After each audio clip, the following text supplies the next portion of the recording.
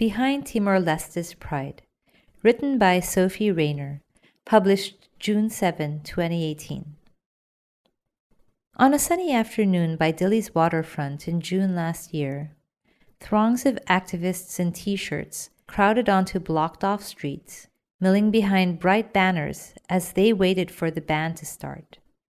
A pause, a shared intake of breath, then the sharp rap-rap-rap of a snare drum, and hundreds took that first step together, marking the beginning of Timor-Leste's first ever LGBTQ Pride Parade. One small step, one giant leap, the joyous, historic march garnered Timor-Leste international attention, a televised endorsement from the Prime Minister, and catapulted its charismatic organizers to brief media fame. The march was heralded a victory for an overwhelmingly Catholic nation neighboring a country suddenly turning on its LGBTQ community. Reading rhapsodic coverage of the march, you'd be forgiven for thinking Timor-Leste an LGBTQ paradise, an oasis of tolerance in a region of surging discrimination. Praise for the community is doubtlessly hard-fought and well-deserved, but as queer activists prep for the next march, planned as part of a 3-day festival in July, the shine of a single event belies a grittier day-to-day. I hate you. I looked up to you, and now I don't even know you. Gay people are monsters. The message came over Facebook while Natalino Guterres, the coordinator of the youth-run social inclusion network that organized the Pride March, was studying abroad. His brother had shared a homophobic Facebook post, so Guterres took the moment to come out in a private message. The men didn't speak for 2 years after the exchange. Moments before the drum started up, that day last June, the brothers, long reconciled, embraced before the crowd. Guterres had asked his brother to attend the march, but his hopes weren't high. He was working as an election observer, and they didn't finish until 10, so he said he'd try to come, but, he says on a warm night in Dili, nearly a year after the now famous embrace.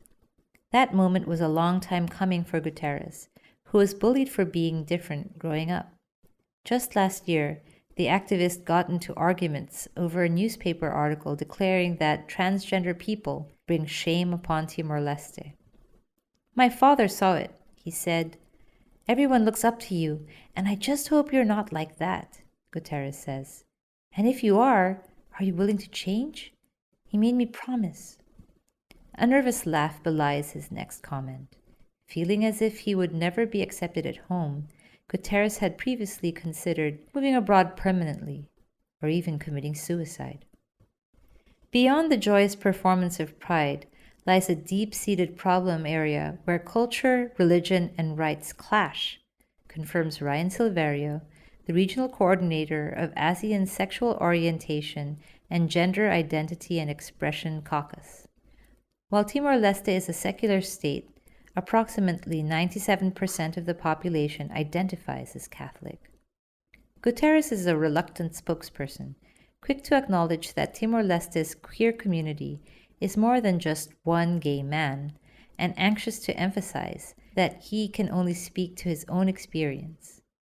He's aware of his privileged position, fluency in English, an overseas education, and a plum job in development consulting places him firmly in a group of Timorese elite, not representative of the country's majority rural population. This sensibility anchors his activism. The social inclusion network he coordinates is named Hatutan, which means to pass on or hand down.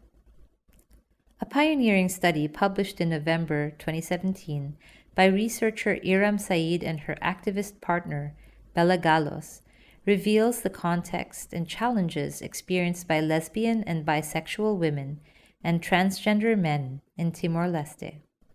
The report captures statements of queer people in the country, several of them hiding their sexual orientation by living outwardly heterosexual lives.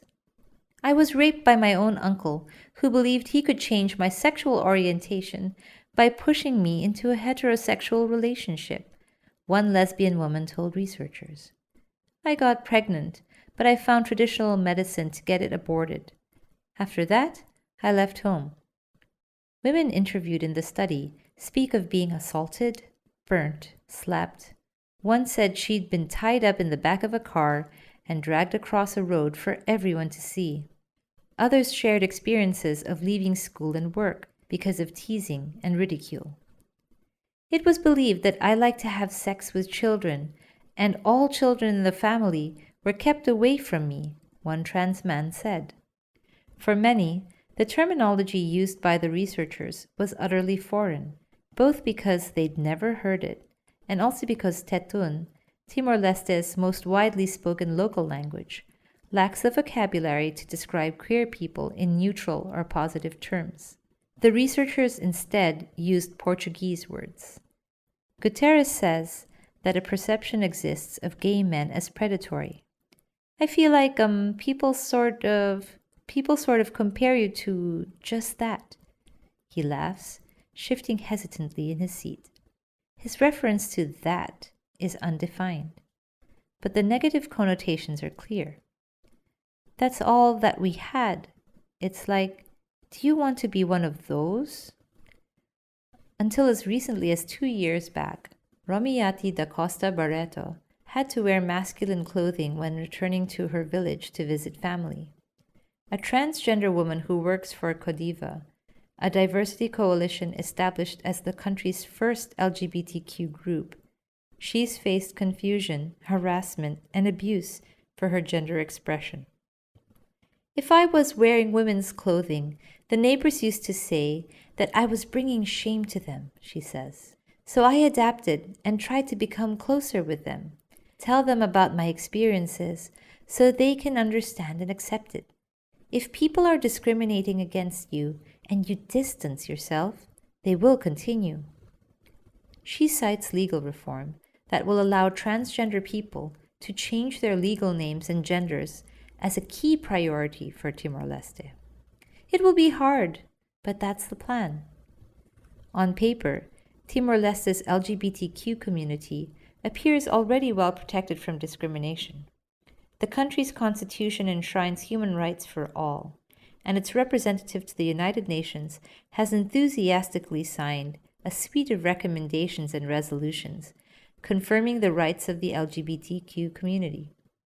In March 2017, Timor-Leste informed the Human Rights Council it was accepting 2 recommendations made on sexual orientation and gender identity. But a push to explicitly guarantee equal rights for LGBTQ people in the Constitution's 2002 drafting was voted down. Opponents of the clause variously said its inclusion would create conflict with the Catholic Church, that the country isn't ready to deal with the issue, and that its inclusion would give people ideas. Iram Said says an explicit constitutional guarantee would require policymakers to consider the LGBTQ community's needs as part of their regular decision-making process.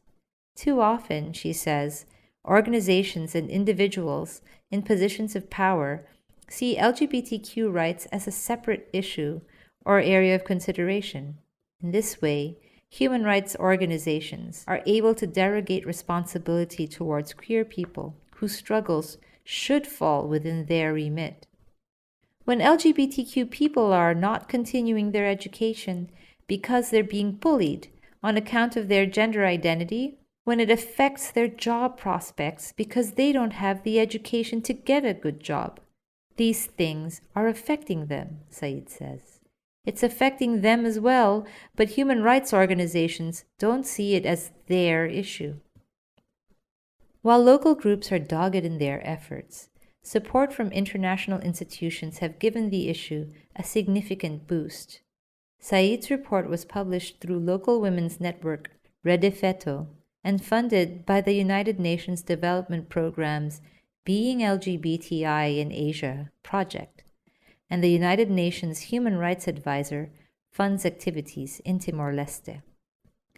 Some people think that the concept of LGBTQ is a foreign import, so it's good that we ran the Pride March. But it's still important to have credibility from these big organizations, says Guterres of the march, which he and a UN Women staffer discussed for the first time a mere 2 weeks before the event. Hatutan had moved quickly, organizing the 500-person-strong march in concert, including wrangling worldwide media coverage and producing branded shirts still seen today on the streets of Dili. I accept and respect people's differences, read the shirts, which were provided free to Hatutan through an international donor network. How about you? Despite the many positive efforts and progress being made to advance gender equality, LGBTQ people continue to face considerable violence, discrimination, and exclusion because they do not conform to perceived norms of gender as binary and fixed, attitudes which assume all people are heterosexual. Sunita Kamina, UN Women's head of office in Timor-Leste, tells New Naratif. For UN Women to realize its mandate for gender equality, she says, LGBTQ people must be seen and heard. Work by the ASEAN SOGI caucus has also increased regional support for Timor-Leste's LGBTQ community. Its 2017 country assessment, Building a Rainbow in Timor-Leste, laid out the context and challenges faced by the community and recommended a consolidated national response and investment in LGBTQ youth. The caucus supported Said and Gallus's research and helped Guterres and Hatutan prepare their documentary, The Road to Acceptance, which showed families accepting their LGBTQ siblings and children.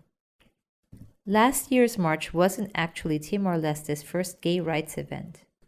The previous year, Codiva organized an LGBTQ conference, and HIV activists have been advocating for decades.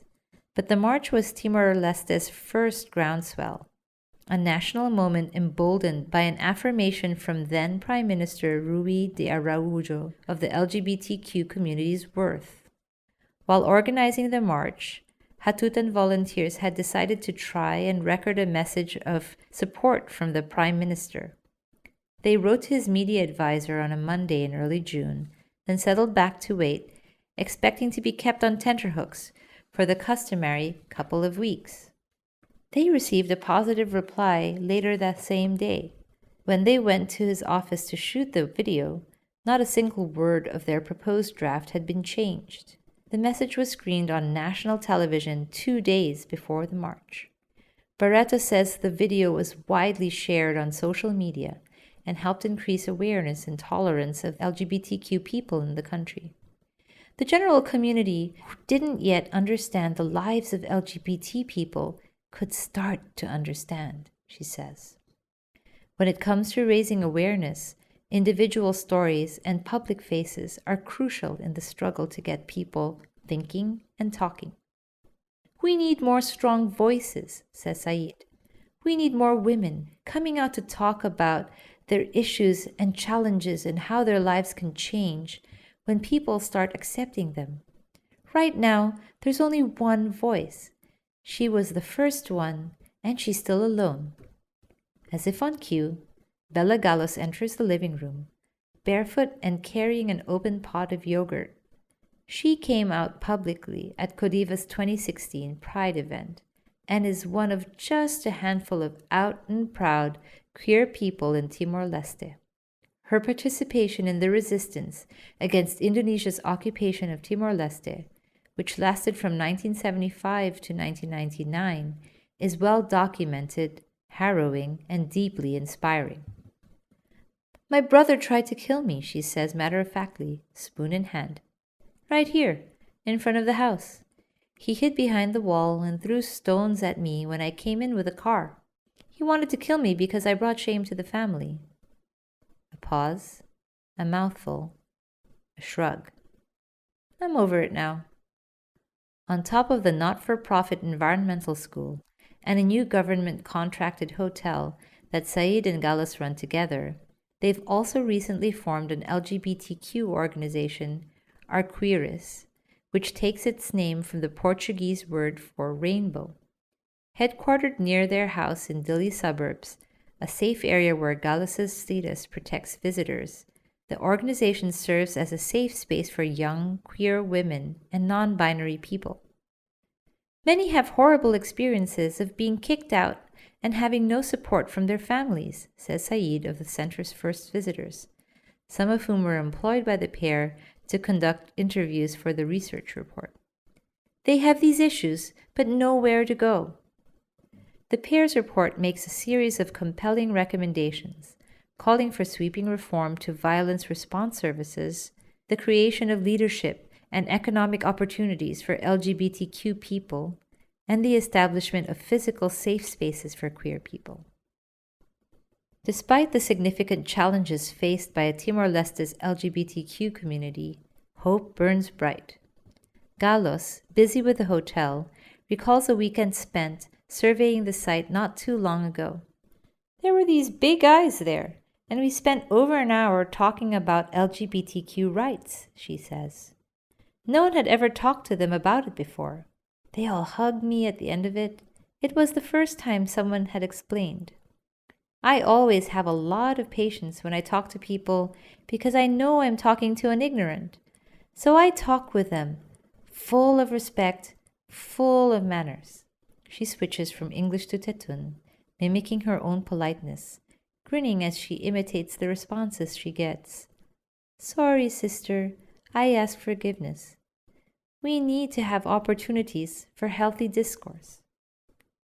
The mental image of a 5-foot-tall woman talking down burly builders is as compelling as the thought of Guterres's brother racing from polling booth to pride parade, or of Barreto's previously disapproving neighbors sharing pride videos on Facebook.